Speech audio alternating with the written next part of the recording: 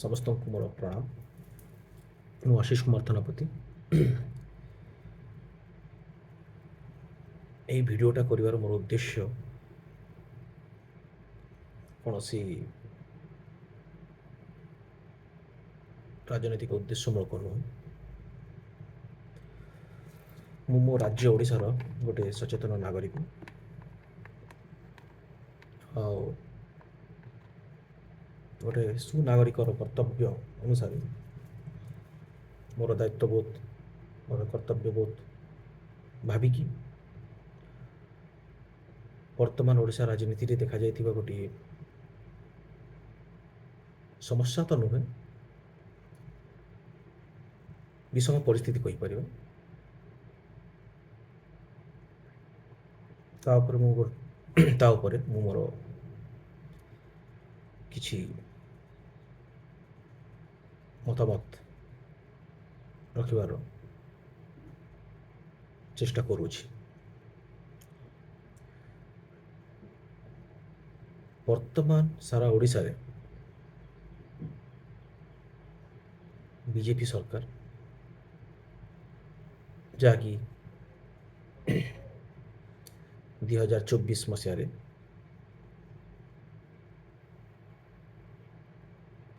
ଗୋଟିଏ ଆଶ୍ଚର୍ଯ୍ୟଚକିତ କଲା ଭଳି ଐତିହାସିକ ବିଜୟ ଲାଭ କରି ବିଜେପି ଓଡ଼ିଶାରେ ତାର ସରକାର ଗଠନ କରିଛି। ଆଉ ସବୁଠାରୁ ଗୁରୁତ୍ୱପୂର୍ଣ୍ଣ ବିଷୟ ଦିନ ଥିଲା ଯେ ବିଜେପି ବିଜେଡ଼ିର ଗୋଟିଏ ସହଯୋଗୀ ଦଳ ରୂପେ ଓଡ଼ିଶାରେ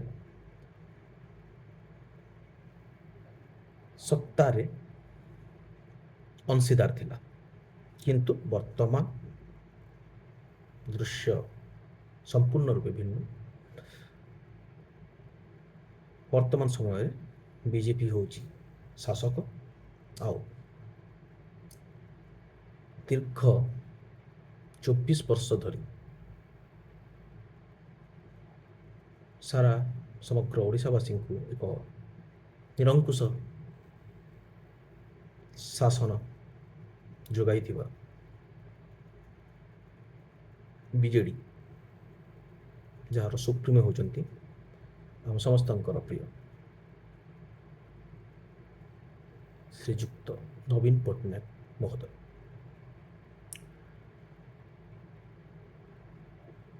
ଆଉ ସେମାନେ ପ୍ରଥମ ଥର ବିରୋଧୀ ଦଳ ଭାବରେ ବିଧାନସଭାରେ ଆସନ ଅଳଙ୍କୃତ କରିଛନ୍ତି। ଗଣତନ୍ତ୍ରରେ ଜନତା ସବୁଠାରୁ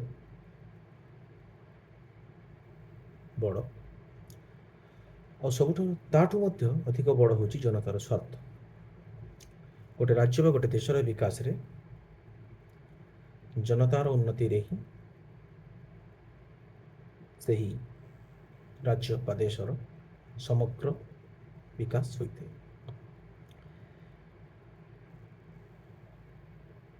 ରାଜନୀତିର ପୋଷାରେ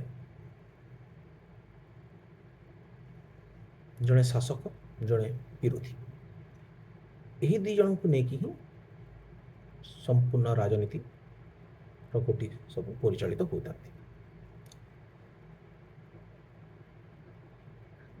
ଏଥିରେ କିଛି ଦ୍ୱିବୋଧ ନାହିଁ, କିଛି ବି କାଣିଚେ ମାତ୍ର ଶଙ୍କା କି ଦ୍ୱିଧା ନାହିଁ ଯେ ଶ୍ରୀଯୁକ୍ତ ନବୀନ ପଟ୍ଟନାୟକ ମହୋଦୟ ଆମ ସମସ୍ତଙ୍କୁ ତାଙ୍କର ମୁଖ୍ୟମନ୍ତ୍ରୀ କାର୍ଯ୍ୟକାଳ ସମୟରେ ନିରଙ୍କୁଶ ଭାବରେ ଯଥୋଚିତ ସୁଶାସନ ଯୋଗାଇ ଆସିଥିଲେ। ଯଦିଓ ବିଜେଡ଼ିର ହାରିବାଟା ସମସ୍ତଙ୍କୁ ଆଶ୍ଚର୍ଯ୍ୟଚକିତ କରେ, ସେଟା କରିବା ସ୍ୱାଭାବିକ ମଧ୍ୟ, କିନ୍ତୁ ଯେହେତୁ ଜନତାଙ୍କ ରାୟ ଥିଲା, ସମଗ୍ର ଓଡ଼ିଶାର ଜନତାଙ୍କ ସେଇଟା ସ୍ୱର ଥିଲା, ଭୋଟ ମାଧ୍ୟମରେ ସେମାନେ ସେଇଟା ଜଣାଇଥିଲେ। ଆଉ बीजेपी शासन को आसीथिला आ बीजेडी शासन गादी विच्युत होता। मोर कहबार माने ए आज को आज दिनांक 27 जून 2026 यही 2 वर्ष काल बीती जाइए। मत लगुनि बीजेपी सेमती किसी आखि दृश्य कार्य आम राज्य किसी किंतु उणा अधिके चली समस्ते खुशी तो कही पारिबा नहीं कि दुखित भी नुहति किंतु एई 2 वर्ष भितर बीजेपी शासक दल भाव में जहाँ करू न करू मोर गोटे छोटिया प्रश्न जे कौन बीजेडी गोटे दृढ़ सशक्त विरोधी भूमिका निर्वाह करिबारे समर्थ होइछि। मु कहिबी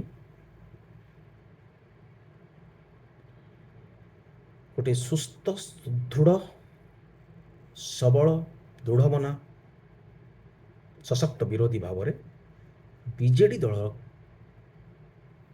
कार्यपंथा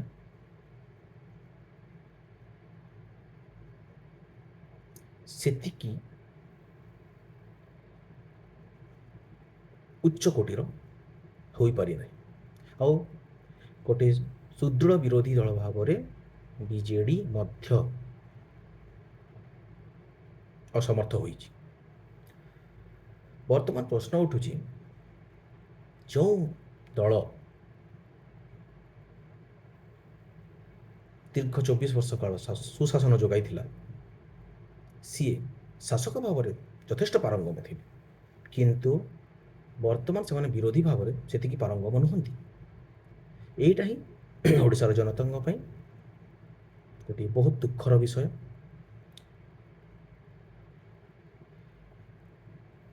नवीन पट्टनायक सार को छाड़देले बीजेडी रे वर्तमान तांकर उत्तराधिकारी क्षमा कर उत्तराधिकारी किए हेब वर्तमान ये घड़ीसंधि मुहूर्त रे किए बीजेडी को आगक न सेटा गोटे भारी भयंकर प्रश्न। मु कौन से राजनैतिक विशारद नुहे कि राजनीति में सश्रेष्ठ नुहे किंतु गोटे सचेतन नागरिक हिसाब से जहाँ दैनंदिन जीवन आम देखुचे शिखुचे पढ़ीचे ताकू केन्द्रित करी मु मोर मतामत रखुची।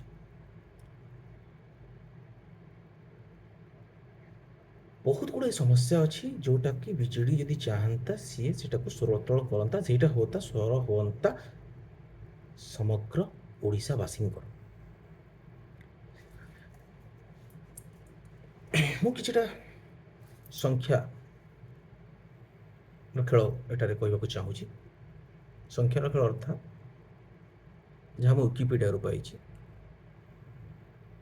माने आपन यदि देखिए विगत साधारण निर्वाचन रे 2024 रे बीजेडी को मिली 51 गोटी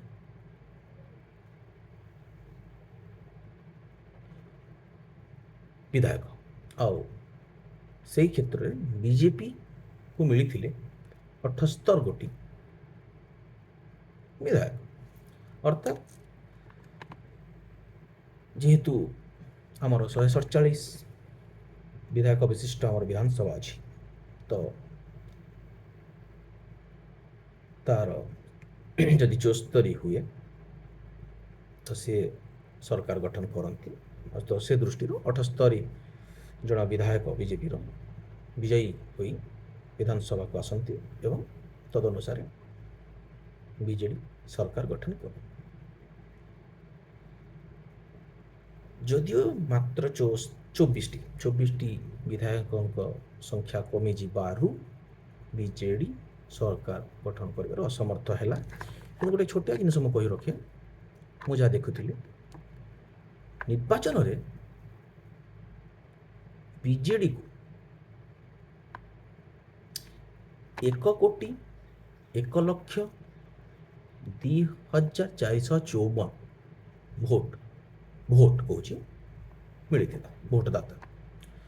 ଆଉ ସେ ପରିପ୍ରେକ୍ଷୀରେ ବିଜେପିକୁ ମିଳିଥିଲା 1,64,827ଟି ଭୋଟ। ଆଉ ଦି ଭିତରେ ଯଦି ଗୋଟେ ସଂଖ୍ୟା ଗଣିତ ବ୍ୟବଧାନ ମାତ୍ର 37,627, ସେଇଟା ପୁଣି କାହା ପକ୍ଷରେ? ବିଜେଡି ପକ୍ଷରେ। ତ ଲୋକଙ୍କର ଜନସମର୍ଥନରେ ଅଭାବ ନାହିଁ ବିଜେଡ଼ିର, କିନ୍ତୁ ଯେହେତୁ ବିଧାୟକଙ୍କ ସଂଖ୍ୟା ଗଣିତରେ କୌଣସି ସେଇ 78ଟି ଜାଗାରେ ବିଜେଡ଼ି ଟିକେ ପଛୁଆ ରହିଗଲା। ଆଉ ଯଦି ଆମେ ସେମିତି ଗୋଟେ ହିସାବ କରିବା 37,000 2,000 3,000 ସେଇ ରେଞ୍ଜରେ ଟିକେ ଡିଫର କଲା। ଯଦି 78ଟାକୁ ଆମେ ଦେଖିବା ଆଉ 51କୁ ଯଦି ଦେଖିବା 27ଟି ବ୍ୟବଧାନ। ଆଉ ବର୍ତ୍ତମାନ ପରିସ୍ଥିତିରେ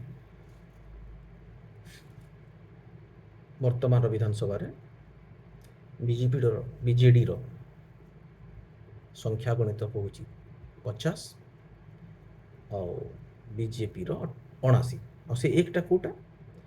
ସେହି ଯେଉଁ ଗୋଟି ବିଧାୟକ ଯେଉଁଟା ବିଜେଡ଼ି ହରାଇଛି ସେ ନିଜ ଭୁଲ ପାଇଁ। ଯଦିଓ ଭୁଲ ମୁଁ ଏଥିପାଇଁ କହିବି କାହିଁକି ନା ବିଜେଡ଼ିର ଗୋଟି ଚାଳନାକୁ ବୁଝିବାରେ ବିଜେଡ଼ିର କେନ୍ଦ୍ରୀୟ ନେତୃତ୍ୱ ମଣ୍ଡଳୀ ଅସମର୍ଥ ଥିବେ। କିନ୍ତୁ ସେଇ ଜିନିଷକୁ ବି ବୋଧେ ସେମାନେ ତାଙ୍କର ଆମର ଗ୍ରାସରୁଟ୍ ଲେଭେଲରେ ପ୍ରତ୍ୟେକ କ୍ଷେତ୍ରୀୟ ସ୍ତରରେ ବିଜେଡ଼ି ସେଇ ଜିନିଷଟାକୁ ବିଜେପିର ବିରୋଧରେ ଠିକ୍ ରୂପେ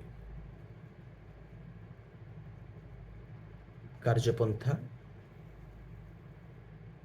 ତୁଳେଇ ପାରୁନି। ମୋର ଗୋଟିଏ ମତ ଯେ ବର୍ତ୍ତମାନ ବିଜେଡ଼ି ଘୋର ନେତୃତ୍ୱର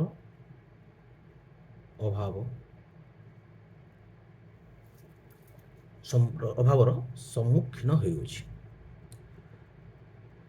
ନିର୍ବାଚନ ଆଗରୁ କେତେ ବଡ଼ ବଡ଼ ତୁଙ୍ଗ ନେତା ଥିଲେ, ଅଛନ୍ତି ସେମାନେ, କିନ୍ତୁ କ'ଣ ବି ତାଙ୍କର ଆନ୍ତରିକ ଦ୍ୱନ୍ଦ୍ୱ ହେଇଥାଇପାରେ ମୁଁ ବୁଝିପାରୁନାହିଁ। କିନ୍ତୁ ସେମାନେ ସମସ୍ତେ ବର୍ତ୍ତମାନ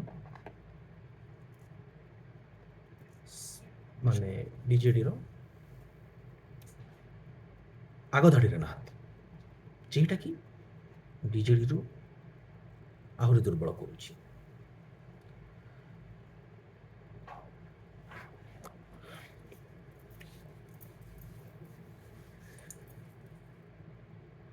ନବୀନ ପଟ୍ଟନାୟକ ସାର୍ କୁ ବର୍ତ୍ତମାନ 79 ବର୍ଷ ଚାଲୁଅଛି। ଆସନ୍ତା 16 ଅକ୍ଟୋବରରେ ବୋଧେ ସେ 80 ବର୍ଷରେ ପଦାର୍ପଣ କରିବେ। 80 ହେଇଯିବ। ଭଗବାନ କରନ୍ତୁ ତାଙ୍କ ଦେହ, ତାଙ୍କ ଶରୀର, ସ୍ୱାସ୍ଥ୍ୟ ସବୁବେଳେ ଭଲ ଥାଉ। ଏହା ଜଗନ୍ନାଥ ଆମର ଇଷ୍ଟମା ସମଲେଇ ମା ପାଟେଶ୍ୱରୀଙ୍କ ପାଖେ ମୋର ଗୁହାରି। କିନ୍ତୁ ସମୟର ପ୍ରଶ୍ନ ଏଇଆ ବର୍ତ୍ତମାନ ଯେ ତାଙ୍କ ପରେ କିଏ? ଆଉ ଯଦି ସେଇ ଜିନିଷଟାକୁ ବିଜେଡ଼ି ଦଳ ଯଥାଶୀଘ୍ର ନିର୍ଣ୍ଣୟ ନ ନେବ ତ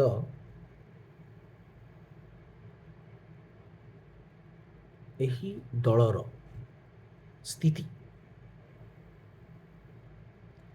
ଶ୍ରୀଯୁକ୍ତ ନବୀନ ପଟ୍ଟନାୟକ ସାର୍ଙ୍କ ପରେ ପରେ ରସାତଳଗାମୀ ହେବା ସୁନିଶ୍ଚିତ। କାହିଁକି ନା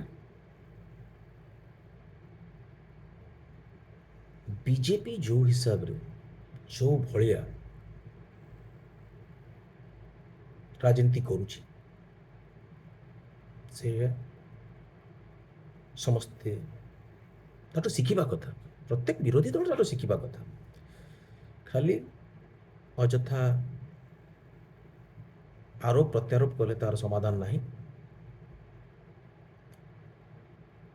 ଗୋଟେ ସୁଦୃଢ଼ ବିରୋଧୀ ଭାବରେ ଯଦି ବିଜେଡ଼ି ଲୋକ ତାକୁ ଦେଇଛନ୍ତି, ସେମାନେ କିଛିଟା ଭୋଟ କମିଯିବାରୁ କିଛିଟା ସିଟ୍ କମିଯିବାରୁ ସେମାନେ ଆଜି ବିରୋଧୀ ସିଂହାସନରେ ବସିଛନ୍ତି, ସେଇଟା ବି ଗର୍ବର ବିଷୟ। କିନ୍ତୁ ଯେହେତୁ ବିରୋଧୀ ଦଳର ଭୂମିକା ନିର୍ବାହ କରିବାର ଏଇଟା ବୋଧେ ବିଜେଡ଼ିର ପ୍ରଥମ ସୁଯୋଗ, ତ ସେମାନେ ଟିକିଏ ସୁଚାରୁ ରୂପରେ ସେହି ଗୁରୁ ଭୂମିକା ଗୁରୁ ଦାୟିତ୍ୱକୁ ନିର୍ବାହ କରିପାରୁନାହାନ୍ତି। ଏଇଟାକୁ ସେମାନଙ୍କୁ ବି ସ୍ୱୀକାର କରିବାକୁ ପଡ଼ିବ। এই ବର୍ଷ ଲାଷ୍ଟ ଆଡ଼କୁ ବୋଧେ ପଞ୍ଚାୟତ ଇଲେକ୍ସନ୍ ହେବାର ସମ୍ଭାବନା ଅଛି। ତ ମୋର ଗୋଟିଏ ଅନୁରୋଧ, ବିଜେଡ଼ିର ସମସ୍ତ କାର୍ଯ୍ୟକର୍ତ୍ତା, ସମସ୍ତ ଦଳୀୟ ନେତୃବୃନ୍ଦ, କେନ୍ଦ୍ରୀୟ ନେତୃବୃନ୍ଦକୁ ଯେ ସେମାନେ ଏବେଠୁ ଲାଗିଯାଆନ୍ତୁ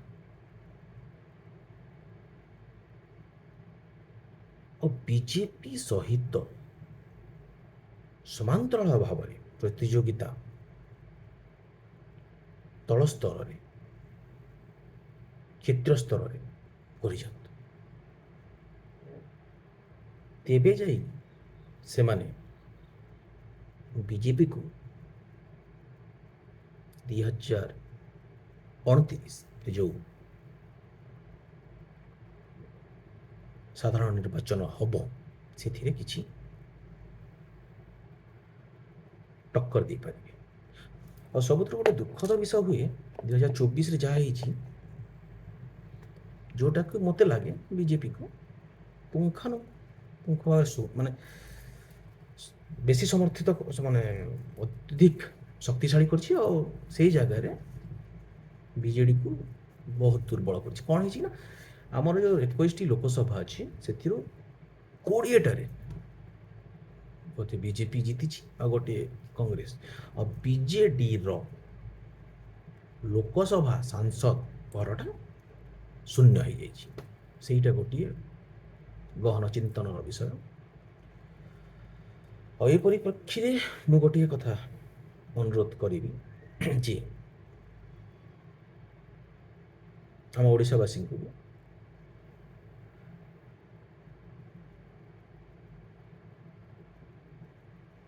ଯେମିତିକି ମାନେ ଆମର ଦକ୍ଷିଣ ଭାରତରୁ ଆପଣ ମାର୍କ କରିଥିବେ, ଏଥର ଗୋଟେ ଆଶ୍ଚର୍ଯ୍ୟଚକିତ କଲା ଭଳି ବିଜୟ ଯୋଶେଫ, ଯିଏକି ଜଣେ ତମିଲ ସୁପରଷ୍ଟାର, ଟିଭିକେ ତାଙ୍କର 2 ବର୍ଷ ତଳେ ତାଙ୍କର ଗୋଟେ ରାଜନୈତିକ ଦଳ ସେ ତିଆରି କରିଥିଲେ ଆଉ ସିଏ ସମସ୍ତଙ୍କୁ ଚକିତ କଲାବେଳେ ବର୍ତ୍ତମାନ ସରକାରରେ ଅଛି। ଯଦିଓ ଉନ୍ନତ ସଂଖ୍ୟାଗରିଷ୍ଠତା ହାସଲ କରିପାରି ନାହିଁ, କିନ୍ତୁ ସବୁଠାରୁ ଅଧିକ ଆସନ ସିଏ ସେହି ଦଳ ଜିତିଛି ଆଉ ବର୍ତ୍ତମାନ ସେମାନେ ଶାସନ ଗାଦିରେ ଅଛନ୍ତି। ମୋର ଗୋଟେ କହିବାର ମାନେ, ଯେମିତିକି ତାମିଲନାଡ଼ୁରେ ଆଗରୁ ଟିଭିକେ ଡିଏମକେ ଏଆଇଡିଏମକେ ଏମିତି ଥାଏ, ତ ତ ସେଇମାନେ ଜନତା ମଧ୍ୟ 5 ବର୍ଷରେ ହଉ 10 ବର୍ଷ ରୋଟେଟ୍ କରନ୍ତି, ମାନେ ଚେଞ୍ଜ କରନ୍ତି। ସେଇଟା ଗୋଟେ ନିହାତି ଆବଶ୍ୟକ, ଯେମିତିକି ରାଜସ୍ଥାନରେ ହୁଏ। ୟା ଫଳରେ ଦୁଇଟା କଥା ହୁଏ। ଶାସକ ଦଳ କେବେ ଭାବିବନି ଯେ ସିଏ ହିଁ ସବୁଦିନ ପାଇଁ ଶାସନ ଗାଦିରେ ବସିବ, ଆଉ ବିରୋଧୀ ଦଳ ବି କେବେ ଭାବିବନି ଯେ ସେ ସବୁବେଳେ ବିରୋଧୀ ଦଳ, ମାନେ ସମସ୍ତଙ୍କୁ କିଛି ନା କିଛି ପ୍ରତ୍ୟେକ ମୁହୂର୍ତ୍ତରେ କରିବାକୁ ପଡ଼ିଥାଏ, କରିବା ଆବଶ୍ୟକତା ମଧ୍ୟ ଅଛି। ଯେମିତିକି କେରଳରେ ଲେଫ୍ଟ ଆଉ କଂଗ୍ରେସ ତାଙ୍କର ଯେଉଁ ଅଛି UDF, ତ ସେମିତି ଚାଲିଛି।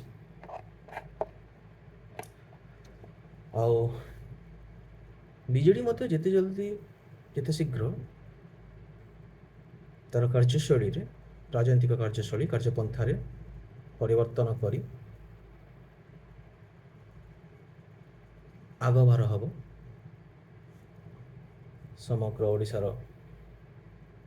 ଜନତାଙ୍କ ସ୍ୱର ହୋଇ ଏକ ଦୃଢ଼ ବିରୋଧୀର କାର୍ଯ୍ୟ କରିବ, ଭୂମିକା ନିର୍ବାହ କରିବ, ତେବେ ପ୍ରତ୍ୟେକ ଜନତାଙ୍କ ସମର୍ଥନ ନିହାତି ରୂପରେ ପାଇବ, ଆଉ ପୁଣି ଥରେ ସରକାର ମଧ୍ୟ ଗଠନ କରିପାରିବ। ତ ମୋର ଆଉ ଗୋଟିଏ ଅନୁରୋଧ ଯେ ବିଜେଡ଼ି ତା'ର ଯେଉଁ ଆମେ କହୁ ହେଭି ୱେଟ୍ ଲିଡର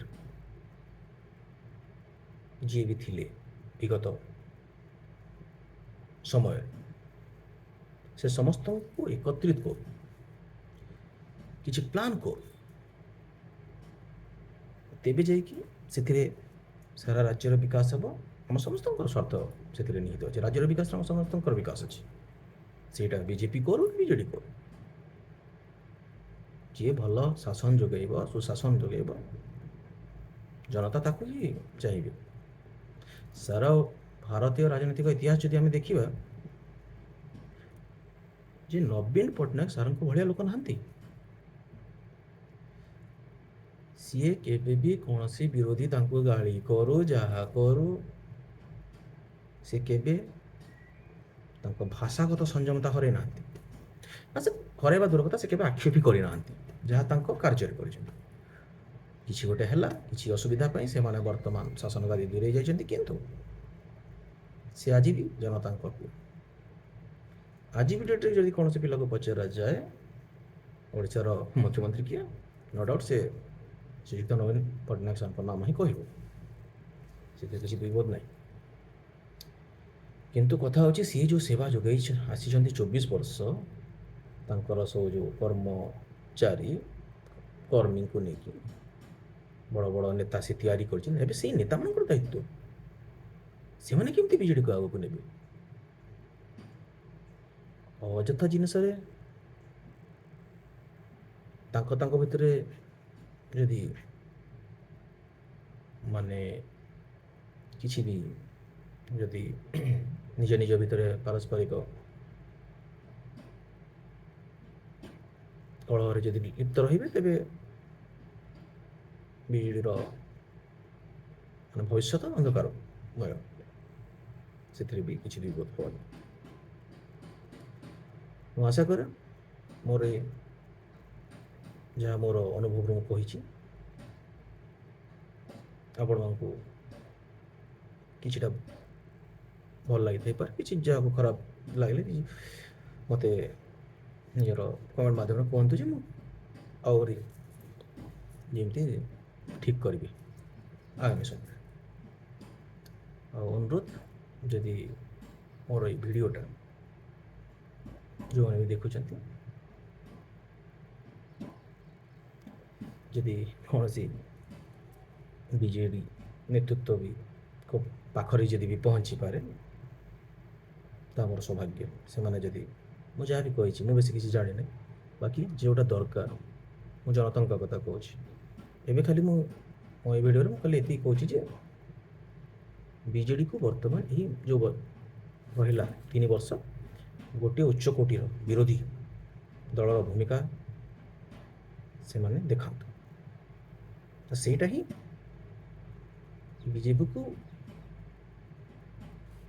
ବିଜେପିକୁ ମଧ୍ୟ ସେଇଟା ସଚେତନ କରାଇବ ଯେ ତାଙ୍କୁ ବି ରାଜ୍ୟରେ ଯଦି ପୁଣି ଆସିବାର ଅଛି ସେମାନଙ୍କୁ ଆହୁରି ଉଚ୍ଚ କୋଟିର କାମ କରି ଦେଖିବାକୁ ପଡ଼ିବ। ଆଉ ଆମ ପ୍ରିୟ ନବୀନ ପଟ୍ଟନାୟକ ସାହୁଙ୍କ ଭଗବାନ ଜଗତର ଜଗନ୍ନାଥ ତାଙ୍କୁ ଦୀର୍ଘାୟୁ କରନ୍ତୁ। ଜୟ ଜଗନ୍ନାଥ, ଜୟ ମା ସମଲେଶ୍ୱରୀ, ଜୟ କୋଟେଶ୍ୱରୀ।